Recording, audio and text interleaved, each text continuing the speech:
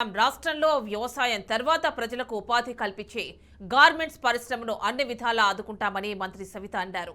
అనంతపురం జిల్లా రాయదుర్గం మండలంలోని 74 ఊడెగోళ్లం గ్రామంలోని టెక్స్టైల్ పార్క్ను ఎమ్మెల్యే కాల్వ శ్రీనివాసులతో కలిసి మంత్రి పరిశీలించారు.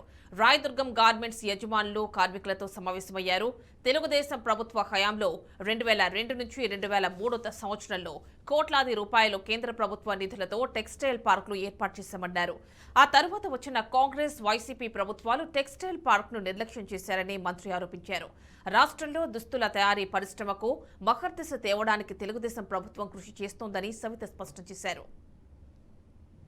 అన్ని పర్మిషన్స్ తీసుకొచ్చి ఆల్రెడీ ల్యాండ్ అలాట్ చేసేసి డెవలప్మెంట్ చేసి ప్లాట్లు కూడా కొంతమందికి అన్ని చేసడంతో కొన్ని ప్రభుత్వం మారడంతో 55 ప్లాట్లు ఒక్కొక్క ప్లాట్ వచ్చి 20 సెంట్ల ప్రకారం ఇక్కడ ప్లాట్లు కూడా అలాట్ చేశారు. దాంట్లో 8 ఆల్రెడీ ఎగ్జిస్టింగ్ అయి వేలాది మందికి ఉపాధి కూడా చూపిస్తున్నాము. మరి మిగతా ప్లాట్లు నిర్వీర్యం అవ్వటం, అర్హులు కాని వాళ్ళకు ప్లాట్లు ఇవ్వటం ఇవంతా జరిగింది. ఇక్కడ ఎందుకంటే ఈ ప్రాంతం ఎక్కువగా గార్మెంట్స్ మీదే ఆధారపడిన ప్రాంతం, ఇది వెనుకబడిన ప్రాంతం. ఇక్కడ ఉపాధి అవసరం అని తెలియటం కూడా తెలియజేసింది. అదేవిధంగా మేము తెలియజేసేది ఒకటే, రాష్ట్ర వ్యాప్తంగా 14-19లో చంద్రబాబు నాయుడు గారు ఏదైతే గతంలో ఏమైతే హామీలు ఇచ్చామో అది మేము నెరవేరుస్తున్నాం. ఎక్కడ పరిశ్రమలు చూసినా చంద్రబాబు నాయుడు గారు తెచ్చిన పరిశ్రమలు, చంద్రబాబు నాయుడు గారు అజెండా ఒకటే. ఇప్పుడు కూడా దగ్గరలోనే టెక్స్టైల్స్ పాలసీ కూడా మేము మంచి పాలసీ కూడా తేవబోతున్నాం. ఒక పక్క గార్మెంట్స్కి వేలాది మందికి, లక్షలాది మందికి ఉపాధి చూపించే గార్మెంట్స్ పరిశ్రమని మరికొన్ని కూడా తీసుకొచ్చి వాళ్ళకి ఎంకరేజ్మెంట్ చేయాలనేదే దిశ నిర్దేశించాం.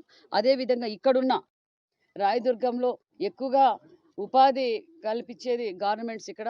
అదేవిధంగా కొంతమంది ఇక్కడ ట్రైనింగ్ సెంటర్ కూడా గత ప్రభుత్వంలో ట్రైనింగ్ సెంటర్ కూడా తీసేశారు. ఆ ట్రైనింగ్ సెంటర్ను కూడా మేము మళ్ళీ స్టార్ట్ చేయబోతున్నాం అన్న విషయాన్ని కూడా మీకు తెలియజేస్తున్నాం. అదేవిధంగా మార్కెటింగ్ కూడా సదుపాయం కావాలన్నారు, దాన్ని కూడా పరిశీలిస్తాం. మరి ఇక్కడున్న ఓపెన్ సైట్స్ ఇంకా ఉన్నాయి. దాని అర్హులు ఎవరైతే దానికి ఎలిజిబిలిటీ ఉండి దాని ట్రైనింగ్ ఉండి ఎవరైతే నడపగలరో వాళ్ళని మా అందరు జిల్లా అధికారులు, మేము, అన్నగారు అందరూ మాట్లాడి ఒక మంచి నిర్ణయం తీసుకుంటామని కూడా